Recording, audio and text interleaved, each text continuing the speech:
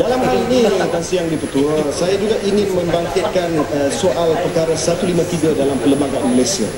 Ini mengenai kedudukan istimewa Bumiputera. Dalam peruntukan tersebut ada disebut bahawa Yang di-Pertuan Agong boleh mempertahankan kedudukan istimewa Bumiputera dengan menghaskan kuota antara lain beasiswa kerajaan untuk masyarakat Bumiputera. Baru-baru ini, Tan Sri Yang Di-Pertua, Dewan ini dimaklumkan bahawa kerajaan telah meningkatkan bilangan beasiswa JPA kepada Bumiputera sebanyak 700 beasiswa, 700 scholarship kepada additional scholarship dengan izin kepada pemohon-pemohon bukan Bumiputera. Saya setuju bahawa bilangan untuk pelajar-pelajar cemerlang, tak kira lah dia Melayu, Cina, India ataupun yang lain, ditingkatkan agar kita dapat memberi masa depan yang lebih cemerlang kepada mana-mana pelajar yang dapat keputusan yang baik. Tetapi dalam hal ini, saya ingin tarik perhatian bahawa jumlah beasiswa JPA secara keseluruhannya kekal pada jumlah 2,000 saja.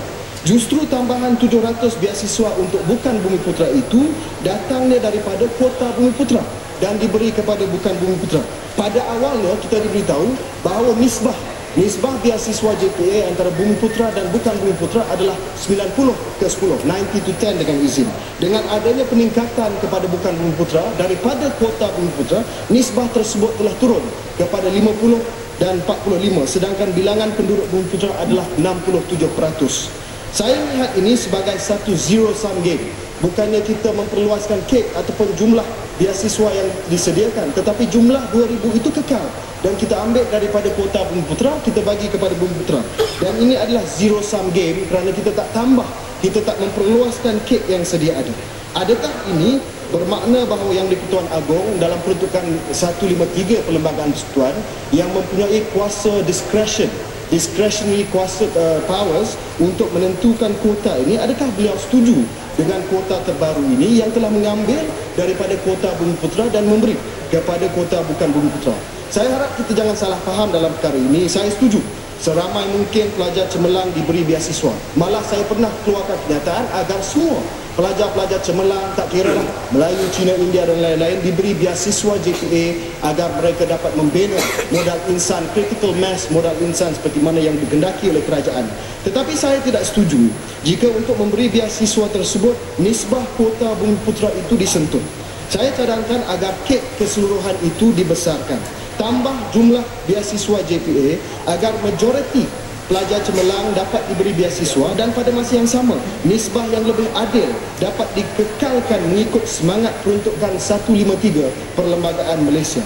Saya percaya ini adalah perbelanjaan kerajaan yang berbaloi, yang dapat memberi pulangan jangka masa panjang yang jauh lebih tinggi daripada perbelanjaan lain yang tidak melahirkan. Belum tak jalan. Dah banyak kali dah bang. Sikit. Ini pasal soal Melayu saya tak boleh duduk diam. Yalah. Pasal kepentingan Melayu saya tak boleh duduk diam. Aku nak tanya. Saya nak tanya Yang Berhormat. Tadi Yang Berhormat kata besarkan kek. Tetapi kalau nak besarkan kek, kalau diletakkan syarat bahawa 9A ke atas, di mana barulah pelajar-pelajar ini dikira cemerlang dan dapat beasiswa. Bagaimana kalau tidak cukup jumlah pelajar-pelajar Bumiputera yang dapat 9A? Saya ada mencadangkan supaya diguna kaedah untuk mengimbangkan dari segi jumlah ini pelajar-pelajar Bumiputera, kerana kebanyakan mereka luar bandar. 6A juga boleh dapat beasiswa untuk mengimbangkan jumlah yang dikatakan kek tadi. Saya setuju dengan pendapat daripada Pak Simas. Tapi mungkin atas semangat keadilan sejagat, pelajar-pelajar bukan Bumiputera seperti pelajar India daripada peladangan juga dapat diberi handicap yang sama. Yang sama kalau datang daripada setuju ya. Terima kasih.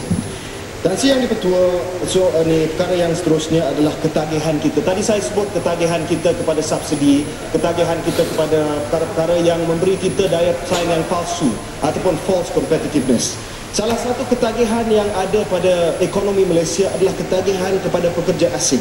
Satu cara untuk mengubah ataupun merekayasa re-engineer struktur ekonomi negara adalah untuk meningkatkan lagi nilai tambah ekonomi negara, seperti mana teras pertama misi nasional. Jadi dengan itu kita harus tidak bergantung kepada faktor persaingan palsu, dan kerajaan perlu mengurangkan ketagihan kepada faktor-faktor tersebut, termasuk ketagihan kepada pekerja asing.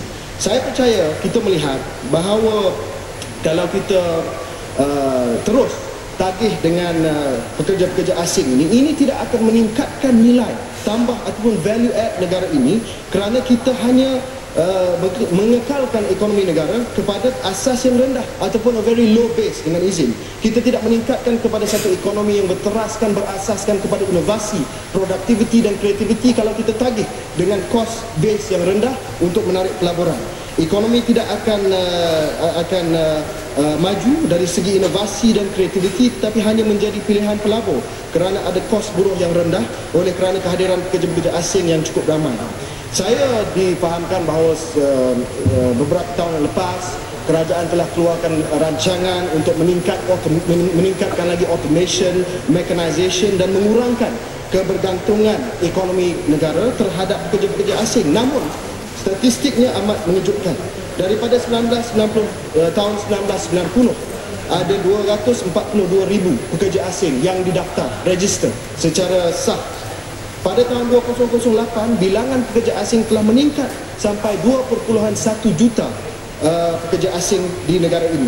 Ini merupakan peningkatan sebanyak 767%, 767% increase, peningkatan dari segi pekerja asing yang ada di Malaysia. Pada waktu yang sama, kerajaan telah memberi jaminan bahawa kerajaan akan meningkatkan lagi mechanization dan mengurangkan kebergantungan ekonomi kita kepada pekerja asing.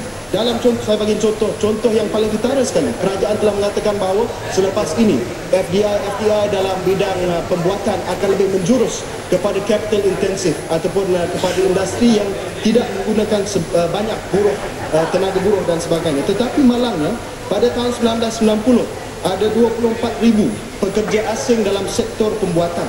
Pada tahun 2004 ada 414,000 pekerja asing dalam sektor pembuatan. Pada masa yang sama kita nak kata bahawa kita nak kurangkan pekerja asing dalam manufacturing, tetapi ada increase, peningkatan seramai 1,625% dalam sektor pembuatan.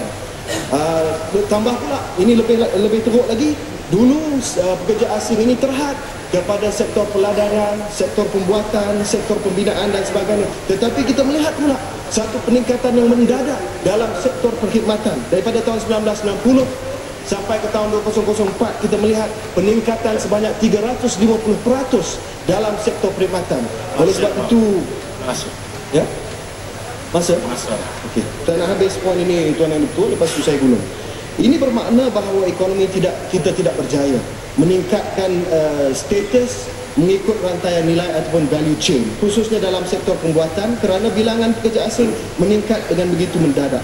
Lebih daripada itu, saya percaya peningkatan pekerja asing dalam sektor perkhidmatan ini juga menunjukkan bahawa kita sebenarnya tidak dapat mengurangkan ketagihan ekonomi negara terhadap pekerja asing. Saya harap Tuan Yang Tua untuk menggulung ucapan saya kerana tidak ada masa lagi. Saya harap bahawa rancangan Malaysia ke-9 ini betul-betul boleh adjust, boleh merekayasa, boleh mengubah, boleh merombak struktur ekonomi negara kita ini. Kalau kita terus tagih dengan subsidi, kalau kita terus tagih kepada pekerja asing, kalau kita terus tagih kepada faktor-faktor yang memberi kita daya saing yang palsu, maka kita tidak akan mencapai sebuah negara yang maju menjelang tahun 2020. Tuan Yang Tua, saya pohon menyokong. Terima kasih.